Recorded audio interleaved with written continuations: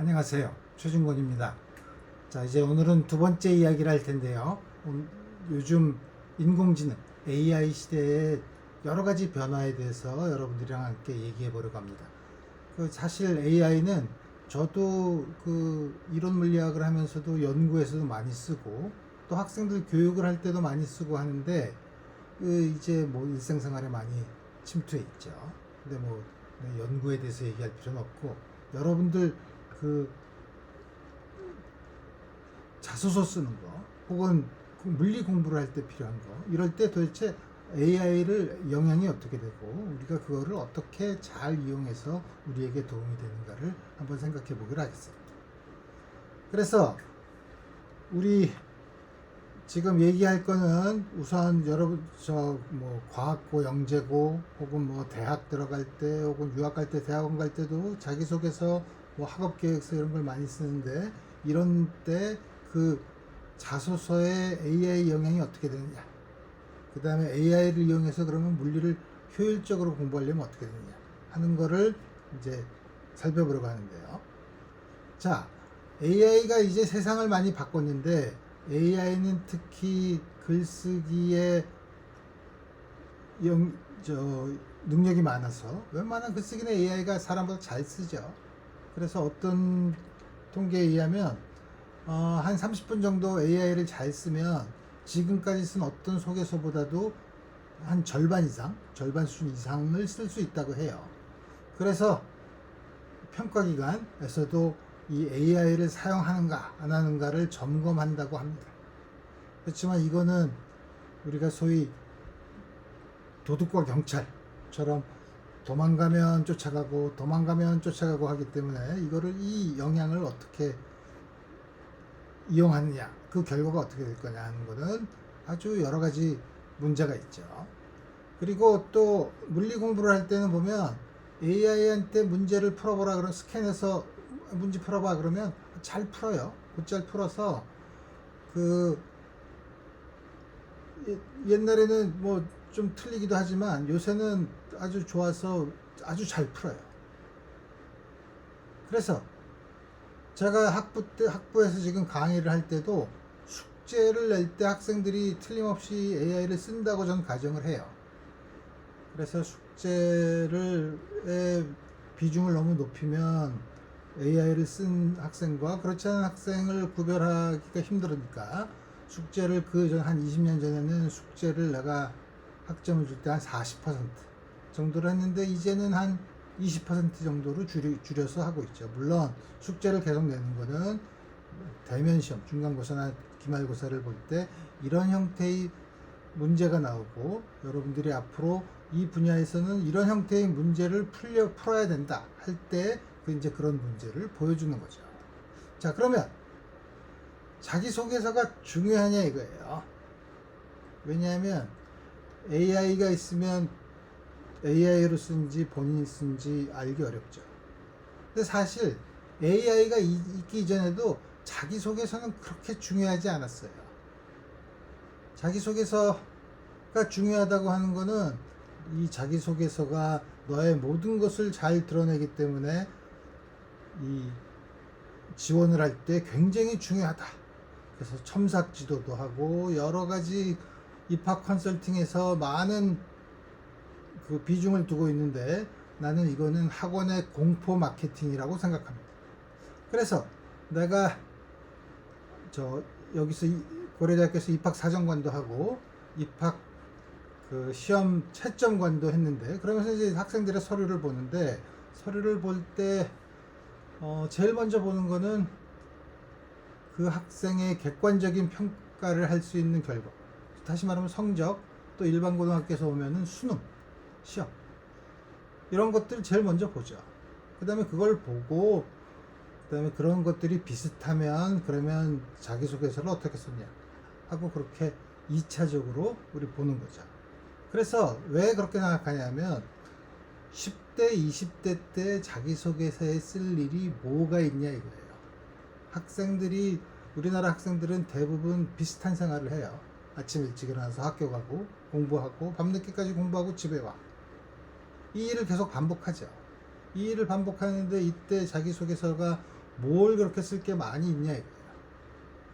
그래서 자기소개서 다듬을 시간에 성적을 더 올려라.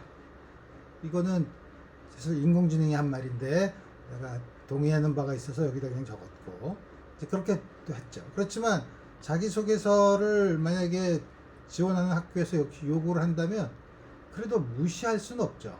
딴 사람은 신경 써서 썼는데 대충 써서 내면 찜찜하죠. 그죠? 그래서 자기소개서를 준비할 때 AI를 보조 도구로 쓰라는 거죠.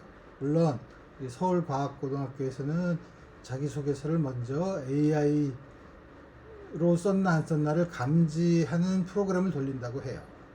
그래서 되게 이제 감지할 때 특징은 뭐냐면 자기 나이에 맞지 않는 용어를 쓰거나 이제 여러 가지 그 AI에서 나오는 전형적인 패턴을 감지하는 거죠. 그래서 그 AI에게 내가 말하고자 하는 내용의 구조를 잡아달라. 논리의 흐름을 정해달라. 되게 이 정도로 하고 그 다음에 글은 여러분들이 이제 직접 쓰면 되는 거죠. 그래서 지금은 내가 한 20년 전에 자기소개서를 볼 때 내가 자기소개를 보면서 아 천편일률적이구나 라고 생각했던 게 뭐냐면 나는 밤하늘의 별을 보고 우주의 신비를 느껴서 과학에 관심을 가지게 됐다. 누구나 밤하늘의 별을 보면 신비하게 생각합니다. 근데 그래서 신비하게 생각한다면 뭘 했냐라는 거를 얘기해야죠. 그래서 이런 그 천편일률적인 얘기를 하지 말고 여러분들 혹은 학생들이 가지고 있는 자기만의 경험, 내가 이런 아주 작은 경험이지만 이런 걸로 나는 이 분야에 혹은 과학 혹은 수학에 관심을 가지게 됐다. 이런 얘기를 쓰면 되는 거죠. 예를 들면 저도 그때가 벌써 이제 한 50년 전이지만 제가 중학교 3학년 때 어떻게 하다가 우리 때는 선행학습이 없었으니까 어떻게 하다가 다항식의 미적분을 어떻게 어깨너머로 이렇게 배워서 이런 거 저런 거 연습하다가 이제 학교 가는 버스 안에서 가만히 있어봐. 이게 원의 면적을 반지름으로 미분하면 원의 둘레가 나오네. 구의 부피를 반지름으로 미분하면 구의 표면적이 나오네. 오, 신기하다. 여기에 뭔가 있다. 이렇게 생각하면서 사실 수학 공부를 하면서 아, 이건 굉장히 신비하다 라는 느낌이 들었을 때가 있었어요. 뭐 내가 자기소개를 쓸 건 아니지만 나중에 30년이 지난 다음에 보니까 일반적인 N차원에서도 그게 성립한다는 걸 알게 됐죠. 자, 그래서 어떤 자기에게 나오는 어떤 특별한 이야기, 내가 과학이나 수학에 관심을 가지게 됐던 특별한 얘기를 강조를 해서 그 얘기로 풀어나가면 되죠. 우리가 그런 걸 소위 내러티브라고 하죠. 그런 식으로 하고 그 다음에 사실 과학고등학교 영재고나 대학이나 대학원이나 면접을 하는데 면접은 그 학생이 자기가 낸 서류에 대한 이해를 얼마나 하고 있나를 확인하는 건데 자기소개서에다가 괜히 복잡한 나는 이런 것도 공부했다 라고 얘기했다가 면접 때 너 정말로 그걸 이해하고 있느냐를 묻기 시작하면 그때부터 골치가 아픈 거죠. 그래서 특별히 면접 때 공격을 받을 주제는 피하는 게 좋아요. 굳이 그걸 쓸 필요가 없다는 거죠. 그래서 사실 면접이 이거를 AI를 썼냐 안 썼냐를 확인하는 과정이 됐다는 게 사실 좀 불행한 현실이긴 하죠. 자, 그래서 우리 자소서를 쓸 때는 다시 말하면 나는 지금과 같이 AI가 만연하는 시대에서는 자소서는 사실 별 의미가 그렇게 크게 중요하지 않다.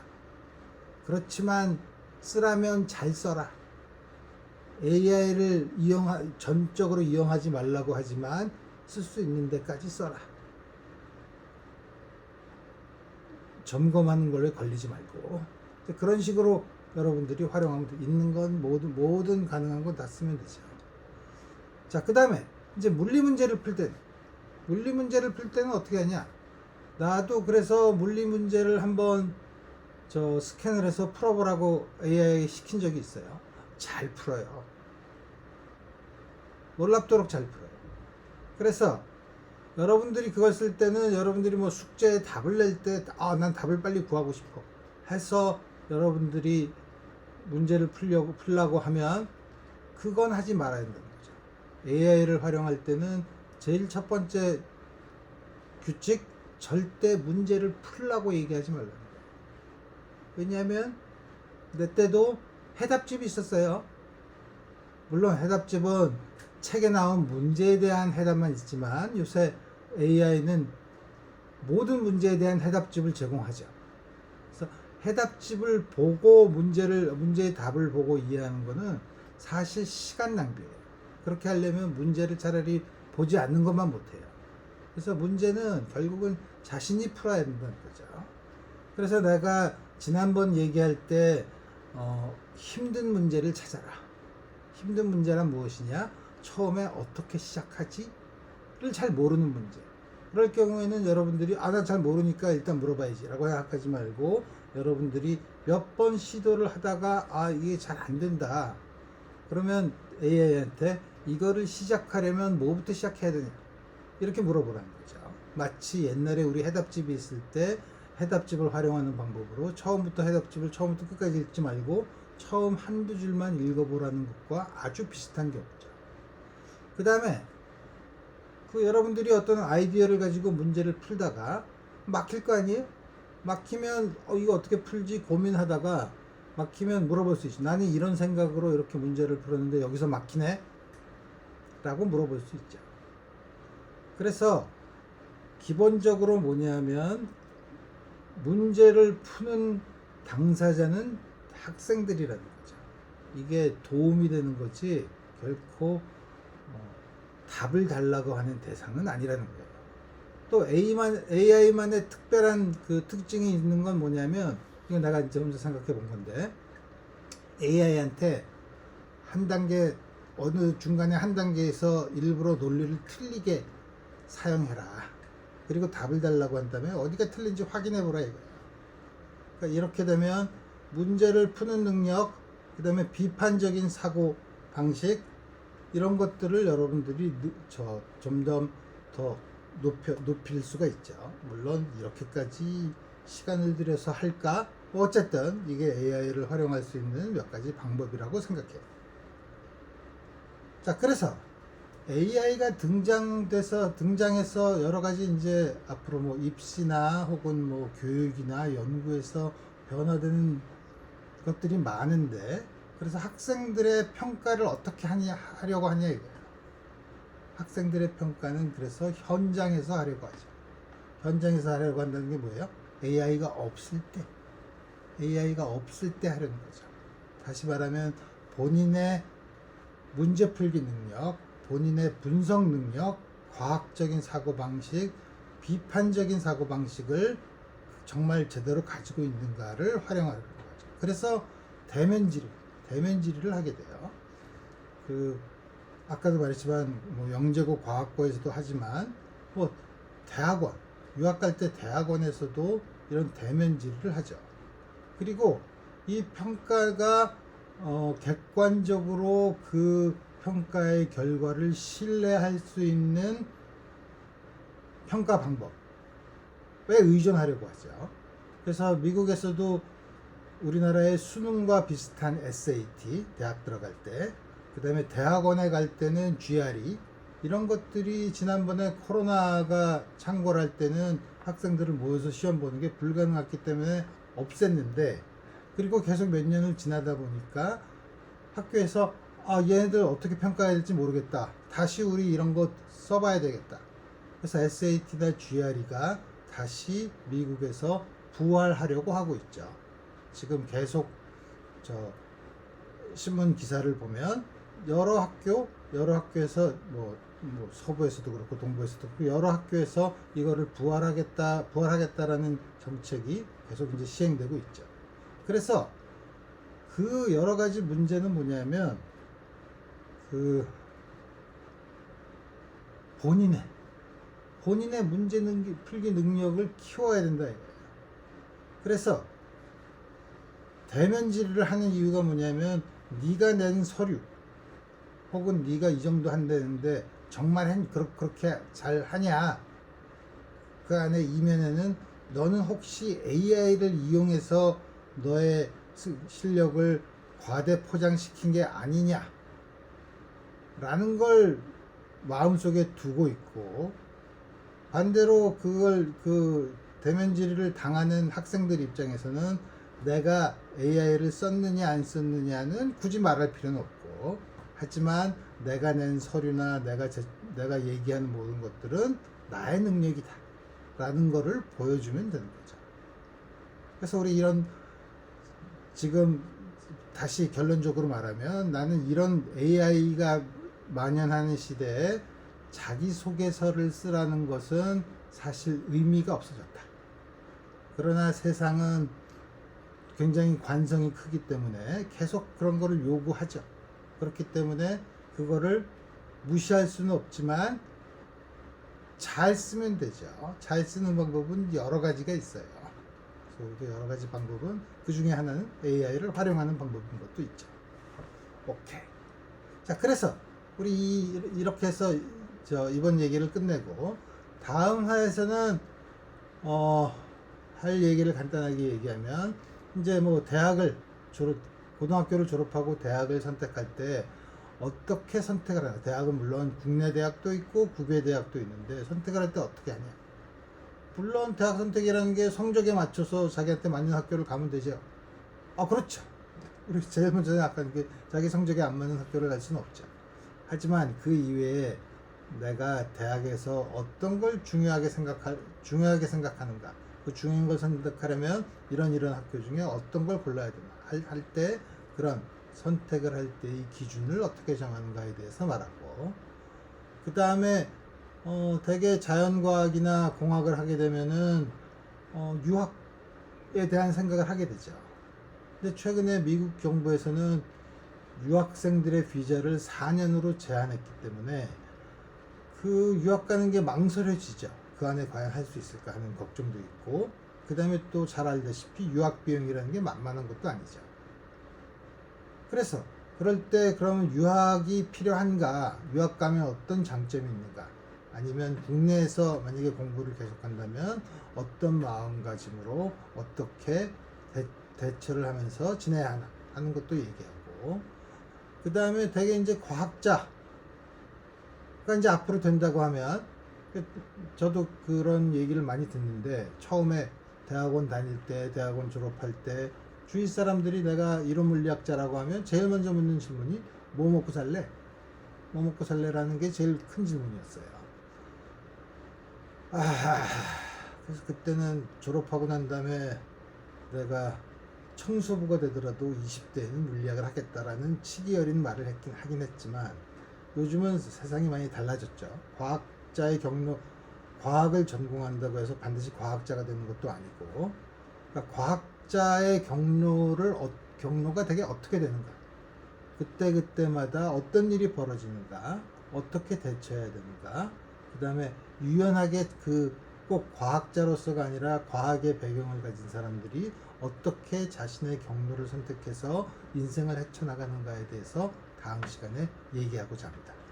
오랜 시간 동안 얘기 들어주셔서 감사하고 다음 시간에 봅시다.